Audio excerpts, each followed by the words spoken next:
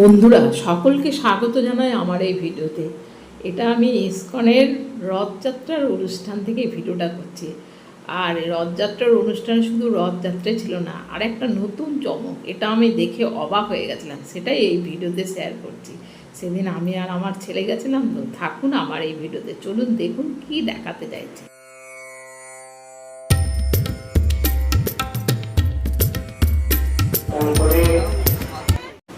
ঢুকেই আমি দেখে অবাক হয়ে গেলাম যে দেওয়ালের গায়ে গায়ে এত বড় বড় প্রতিমাগুলোকে সুন্দর করে আটকে একেবারে সম্পূর্ণ রামায়ণটাকে ফুটিয়ে তুলেছে। সত্যি এটা দেখার মতো জিনিস, এটা আমার দেখা প্রথম। এই যে রাজা দশরথ সেই শ্রবণকে শব্দবেদী বাণে মেরে ছিল না, সেটাই ফুটিয়েছে। আর এইখানে সেই দৃশ্যটা অন্ধমণির কাছে সে নিয়ে এলো শ্রবণকে। আর এদিকে সেই যজ্ঞ করে রাজা দশরথ যজ্ঞ করে সেই যজ্ঞের কুণ্ড থেকে সেই পায়েস দিয়েছিল, সেই পায়েস খেয়ে রানী কৌশল্যা, কৈকেয়ী, সুমিত্রা, সেই 4 পুত্র হলো রাম, ভরত, লক্ষ্মণ ও শত্রুঘ্ন, সেটাই দেখাচ্ছে। আর এই দেখুন সেই পায়েসটা দিচ্ছে রাজা দশরথ সেই 3 রানীকে। দেখুন সেই দৃশ্যটা সত্যি অপরূপ দৃশ্য। মানে আর এখানে দেখছি রাজা জনক সে হাল চাষ করে সীতামাকে পেয়েছিল, সেটাও সুন্দর করে ফুটিয়েছে। আর এদিকে দেখুন শিক্ষা লাভ করতে গেছে সেই রাম, লক্ষ্মণ, সীতা। দেখুন নিচেও কি সুন্দর করে লিখেছে, শ্রীরামচন্দ্রের গুরুর কাছে শিক্ষা লাভ। সত্যি মানে এরকম আমি দেখিনি, এত সুন্দর লাগছে, মনে হচ্ছে পুরো রামায়ণটা এখানে তুলে ধরেছে। আর সেই তারকা রাক্ষসীকে সেই বিশ্বামিত্র মুনি দেখিয়ে দিচ্ছে। আর এই দেখুন মিথিলা যাওয়ার পথে এই যে রাম সেখানে তারকা রাক্ষসীকে বধ করলো, সেটা সুন্দর করে ফুটিয়ে তুলেছে। তারপরে এই যে মা অহল্যাকে সেই পা দিয়ে সেই অহল্যা উদ্ধার হলো, সেটাও সুন্দর করে ফুটেছে। মানে প্রত্যেকটা দৃশ্যই একেবারে ফুটিয়ে তুলেছে। এইবারে রাম লক্ষ্মণ যাচ্ছে, এই যে সীতা মায়ের কাছে এলো, সেই ধনুক ভঙ্গ করে সেই সীতামাকে বিবাহ করেছিল, সেটাও সুন্দর দৃশ্য মানে ফুটিয়ে তুলেছে। দেখুন কি সুন্দর করে ফুটিয়ে তুলেছে, মানে খুব সুন্দর করে লিখে দিয়েছে কোনটা কোন দৃশ্য, সেটাও আরও ভালো লাগছে না পুরো। এখানে রানী কৈকেয়ী রাজা দশরথের কাছে 2টি বর চাইলেন, সেটাও দেখুন কি সুন্দর করে ফুটিয়ে তুলেছে। পিতা দশরথের আজ্ঞা পেয়ে শ্রীরামচন্দ্র অযোধ্যা ত্যাগ করলেন এই সাজে। মানে প্রত্যেকটা সত্যি অপরূপ লাগছে দেখতে।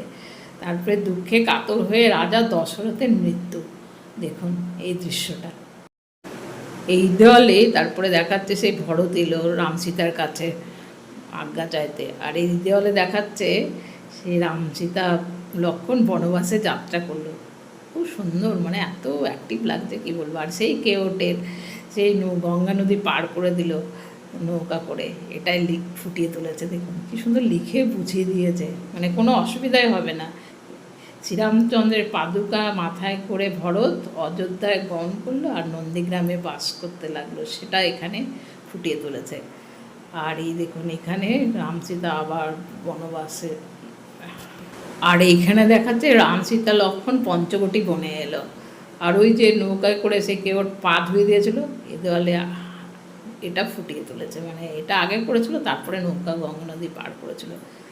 আর তারপরে এই দেওয়ালেই দেখাচ্ছে সেই সুপর্ণাখা সেই রাবণের কাছে এসে সেই রাম সীতার নামে নালিশ করলো, সেটা এখানে ফুটিয়ে তুলেছে। দেখুন সুপর্ণাখা রামচন্দ্রের কাছে রামচন্দ্রের নামে নালিশ করলো এই দেওয়ালে। মানে এক একটা দেওয়ালে এক একটা করে ফুটেছে, আর লোকেরা দেখে অবাক হয়েছে, আমি তো অবাক হয়েছি।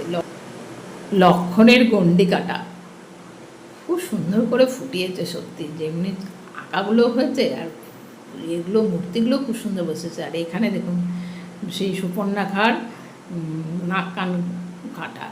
আর এইদিকে দেখুন সেই সোনার হরিণ সেই সীতা চেয়েছিল রামের কাছে, আর এইদিকে সেই জটায়ুকে রাবণ সেই আঘাত করছে, সেটা দেখাচ্ছে সীতাকে চুরি করে নিয়ে যাওয়ার সময়। সুন্দর ফুটিয়েছে, মানে সত্যি এত ভালো লাগছে দেখে কি বলবো।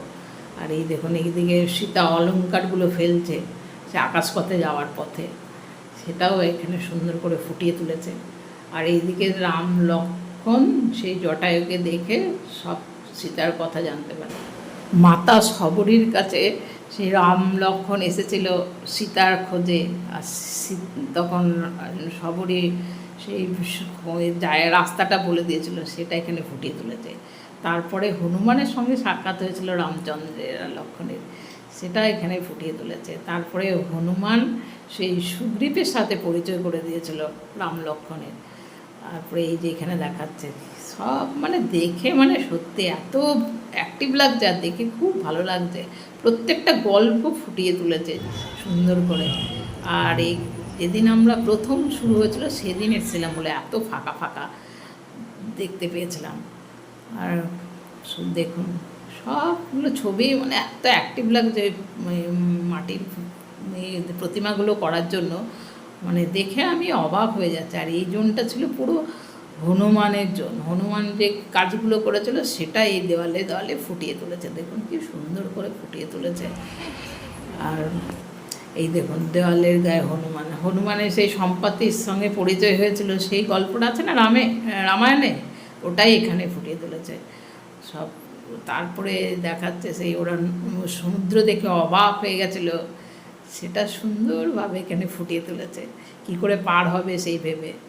আর এই দেখুন জাম্ববান তখন হনুমান তার শক্তি ক্ষমতার কথা বললো, সেই শুনে দেখেছেন হনুমান কত বড় হয়ে গেল, এটা একটা গল্প ছিল। আর এই যে এই মহেন্দ্র পর্বত থেকে হনুমান লাফ দিল, এটাও সুন্দর করে ফুটিয়ে তুলেছে, খুব সুন্দর লাগছে এখানে। আর এই সেই হনুমান লাফ দিয়ে যাচ্ছে, আর যেতে যেতে সেই